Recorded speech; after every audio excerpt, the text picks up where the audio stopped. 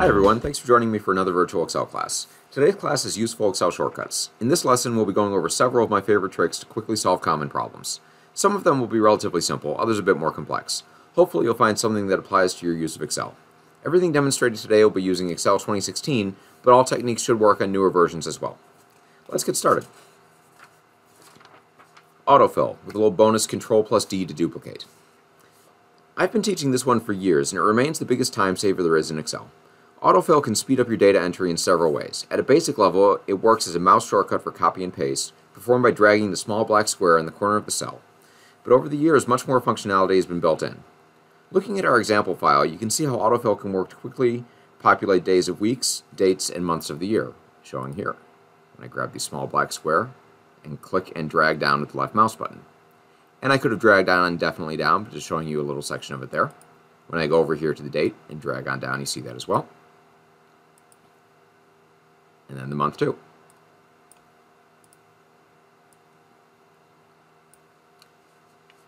All of these started with the days that I typed in, days of the week, dates, and month, but I could have changed that to any one. It's arbitrary what you begin with. They all work fine. Another nice feature that it has is the ability to quickly copy formulas. Now you can do this row by row, time by time as you go as well, or, after I undo that, if you have an established length of data to work with, you can simply double-click on the square and it jumps all the way to the bottom. That's particularly useful with longer spreadsheets. Another feature that I want to show you with the autofill is the ability for it to recognize patterns. People often see what I've just demonstrated and think, oh, I could quickly use this to have a counting number next to my items or create raffle tickets or anything where I have to have incremental numbers. And they think, well, if I just grab this and drag across, that'll count on up. But unfortunately, it does not. It just copy and pastes the individual square you put in. However, if you put a recognizable pattern, say 1, 2, and then highlight multiple squares enough that Excel can recognize that pattern, it can then count on down. If instead you wanted to go with 1001 and 1002, and count on down, it could do that as well. Or if you were counting by hundreds, or any basic pattern you can think of, autofill will recognize that. Now the bonus that I mentioned at the beginning is another way of doing autofill.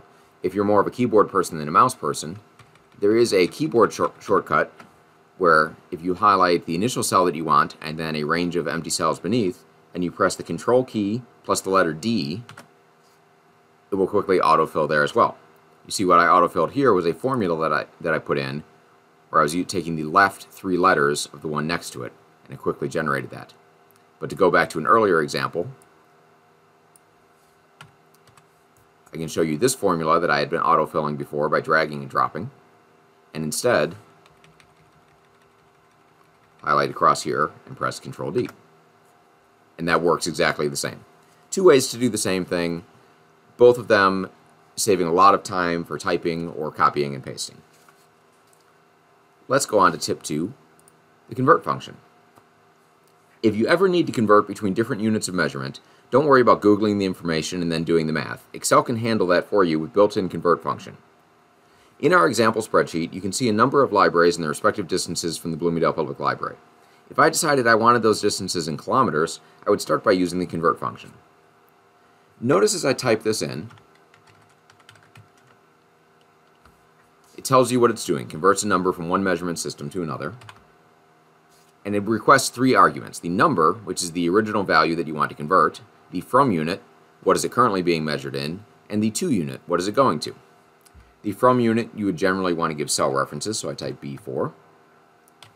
And then for the, that's the number. The from unit, you can type in the value that you see here. And as I scroll through this list, you can see there are quite a lot of options. Or you can double click on the appropriate one.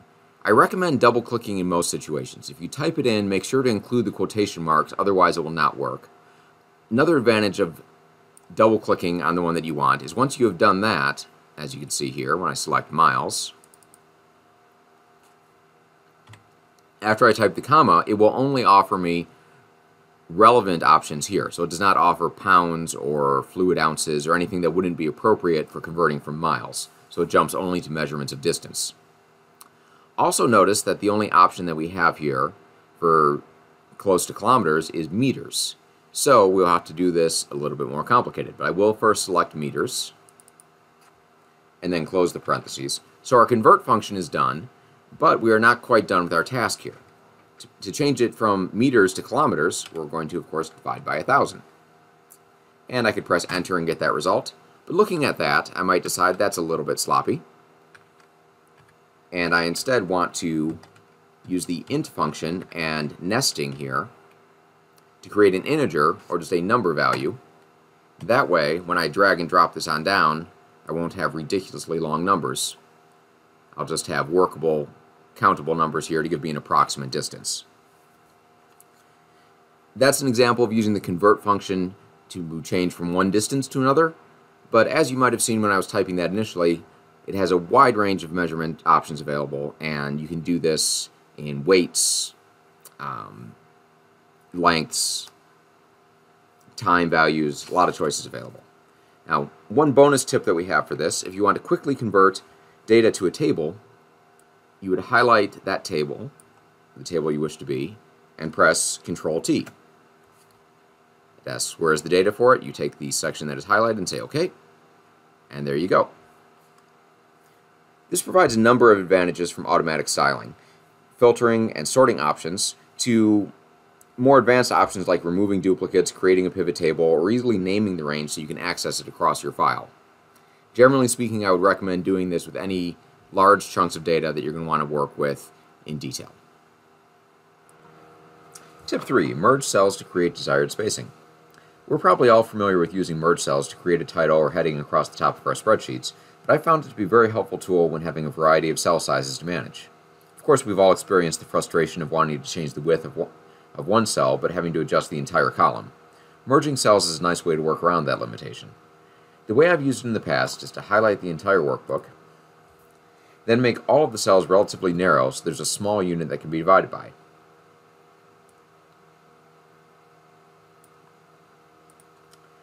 After that, you can highlight exactly how many cells are necessary for each field and merge them together. So you can see I can have my header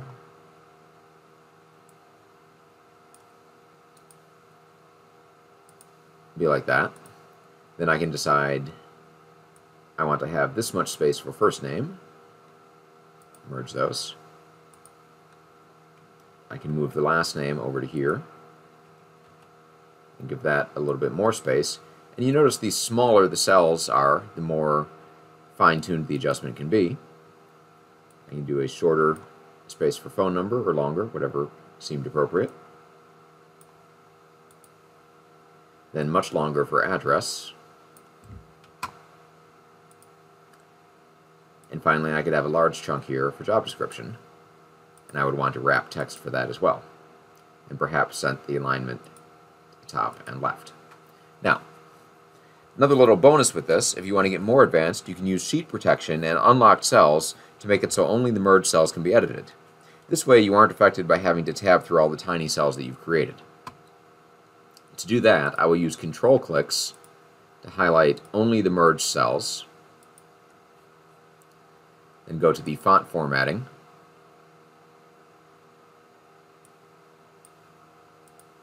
protection, and unlock those cells. Then go to review, protect sheet, and make this so that you can only select unlocked cells. Now, as you are typing things in,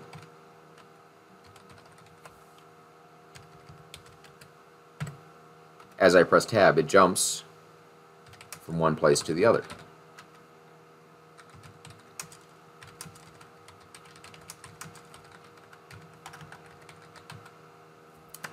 This can be a great way to have elaborate intake forms or spreadsheets or anything that you're trying to match to real-world forms that you've created before with the spacing that you're looking for.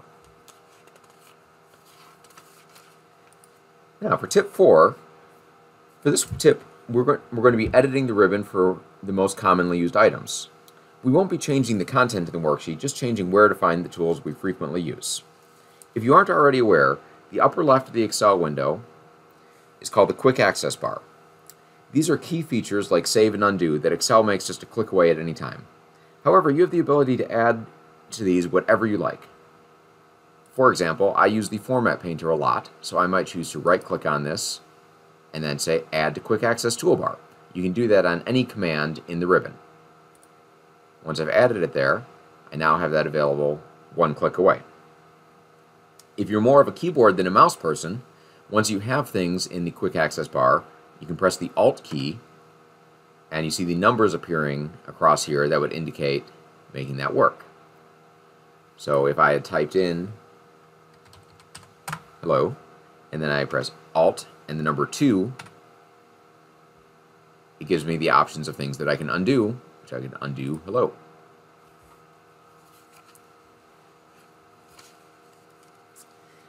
If you want to get more advanced, we can customize the ribbon itself. You can do that by right-clicking anywhere on the ribbon and choosing Customize the Ribbon. And this opens up a menu that allows you to add whatever commands, or if you have created your own macros, you can choose those as well to add in. We do not have any macros locally on this computer.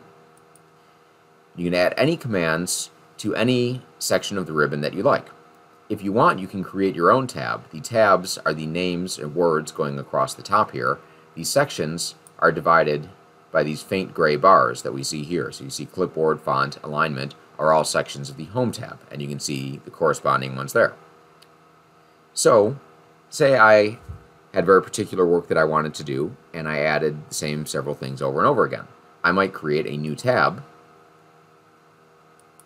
I would then right-click on this and choose Rename. I can call this Mine. And I could move it to the front by dragging and dropping, like so.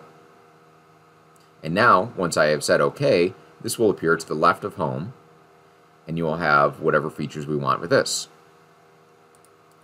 Now, to add features, I can grab whatever I like, and simply grab things that are there, press Add. I can rename this group, applying an icon if I want, or just a name. And you see the pull-down menu here allows you to go from all commands, or go through the specific tabs, or as we talked about earlier, the macros, commands specifically not in the ribbons, whatever you want to do. If we go through this, you can find whatever we're looking for, and it of course does not have to be done all at once. You can come back and add or remove things later on. Select something here and add it, and keep adding them there.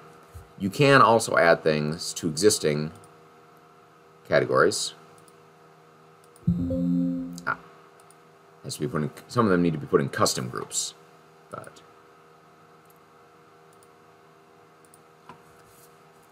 say OK. And now you can see the new group created, the new tab created, and the new groups, everything ready to go. As I mentioned before, this is great for macros that you've created yourself or hard to access commands. It's also worth noting that some accessibility features like zoom might be worth adding for many users. For tip 5, I would like to talk about wildcards.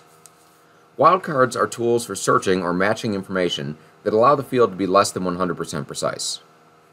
The common wildcards are question mark, which you can use to go in the place for any character. For example, JA question mark would find JAY,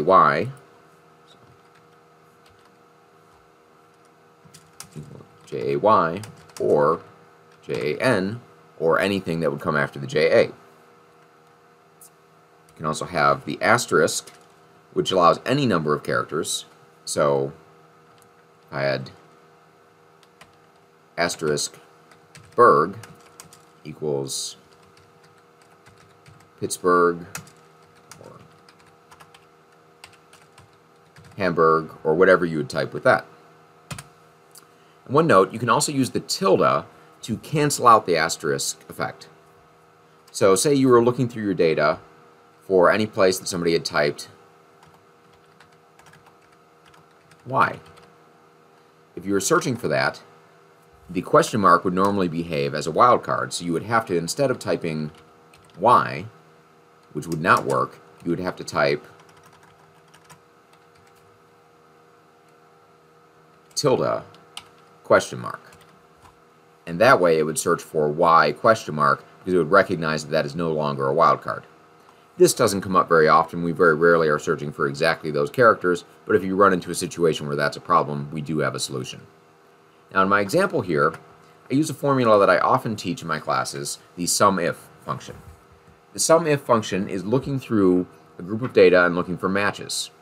Normally I do this when I teach it, just showing to match the word clothes, but in this case I modified it in two different ways. In the first example of the formula, I had it look for asterisk clothes, so it doesn't matter if you have words like baby or old or men's in front of it, or simply the word clothes, it will find all of those because the asterisks is the wildcard. In the second one, I put a question mark at the end in case I had made a typo there. So that will not find the baby or old or men's, but it will find clothes even if I change that to a D or a period or I make some other small typing mistake. And I'll show you as I make a change here how some of these are affected. Right now, this word clothes is being found by this wildcard, which gets all three of these, as you can see, and this wildcard, which gets these three and these three. But if I change this, it's still grabbed by this wildcard because it has the question mark working with that, but it is no longer grabbed by this one because it has that specific letter there. So you see it still has some level of specificity even when you're using the wildcards, but it does allow for more options. Whether you wanted to have categories of things where you simply have the asterisk in front of it, but then the main qualifying word at the end, or if you wanted to allow, say, for times that you typed in things uppercase or lowercase. In many of my examples when I'm teaching, I show people how to create spreadsheets where they are working with their own checkbooks or their budgets. That can provide a lot of useful information about somebody's personal spending. The downside is you lose a lot of the searchability of that data because things are often specific. Say 1 month you write a check to ComEd with a lowercase c, and then the next month you write a check to ComEd with an uppercase C at the start of it. A basic search would not find those. But if you replaced that C with the question mark, that would take that problem away. So there are situations where this is very helpful, and I definitely keep that in your back pocket. For tip 6, I want to talk about what are called sparklines. Sparklines are a great way to throw visual aids right into your data instead of having a separate worksheet. They can be added quickly and quickly copied to create line-by-line comparisons. This is done simply by going to the Insert tab and to the right of Charts, finding sparklines. Now you notice that I first put my cell where I want the sparkline to appear. This is not necessary, but it will save problems later on. You notice the three sparkline options provided are line, column, and win-loss. Line and column you're probably familiar with from working with charts. Line charts are good for measuring progress over time, columns are good for comparisons. Win-loss is something that gives you a quick showing of positive or negative or even results. In this situation, I'm comparing imaginary ratings of computer companies, and so it would be more appropriate to go with a column.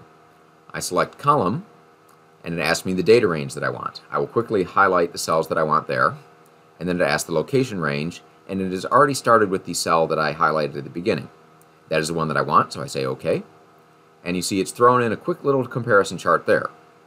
That might not look like much, certainly not as large and visual as the normal charts that we make, but I can grab and drag this down, and you see across a number of rows I have comparison charts that I can look at and I can see how they stack up. This can be really helpful when you have a lot of data and you don't want to jump away from the data, but you want to have something visual there to give you a feel for it. One thing that I want to note about the sparklines, you can't very easily delete them. You can't simply highlight them and press the delete key like you can a chart or a lot of other objects that you drop into a spreadsheet. If you want to get rid of this, you need to look at the Sparkline Tools design and click Clear.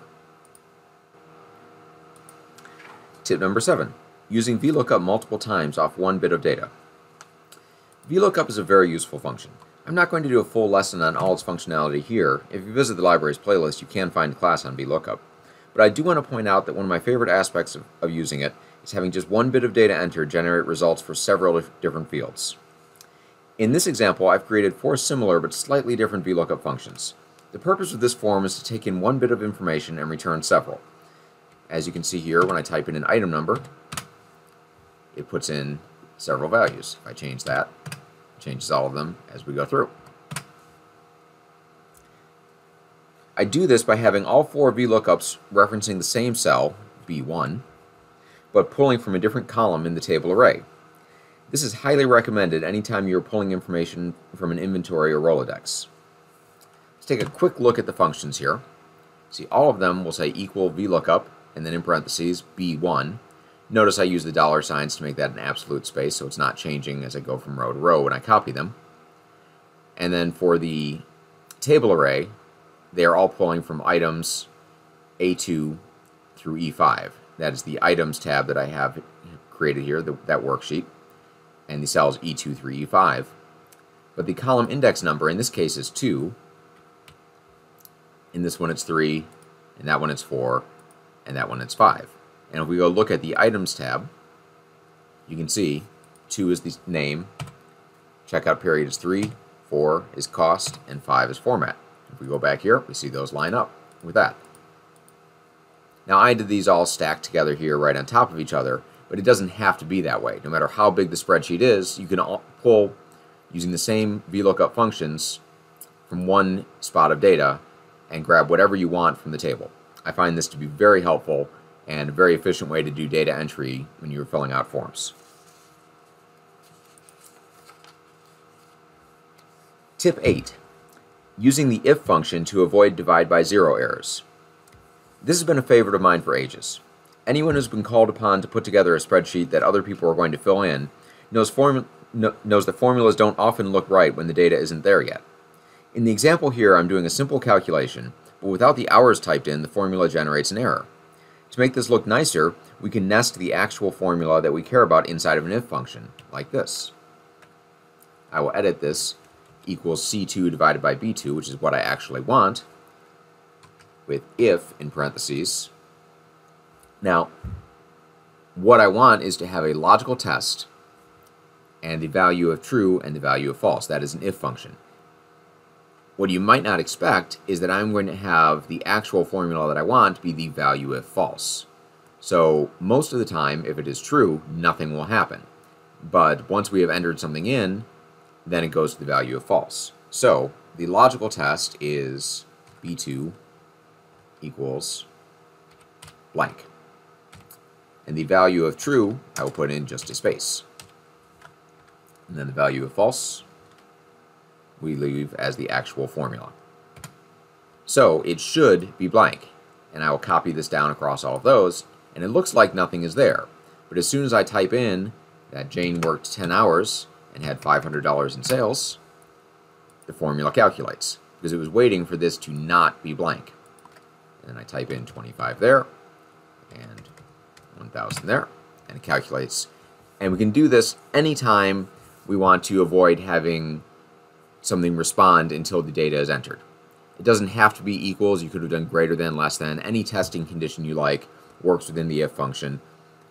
This is a simple way to use the if function, and it's a great way to just hide results until they are ready. Finally, for tip number 9, I wanted to show you a clever little trick I just recently learned. This is using the print titles name to generate the titles of your spreadsheet across every page that you print for multi-page long spreadsheets. So if I were to go to print preview right now and look through this, you can see that after the first page, you no longer see the titles. But if I highlight the first row, and in the name box in the upper left, I type print underscore titles, enter. Now when I go to print preview, you see the titles remain for both the first and the second. A simple fix to a commonly asked question, and really nice use of the naming ability. So with that, I'd like to thank you so much for joining me. I hope you found some of these helpful. If there's any other classes you'd like to see us offer, please let us know. And with that, bye for now.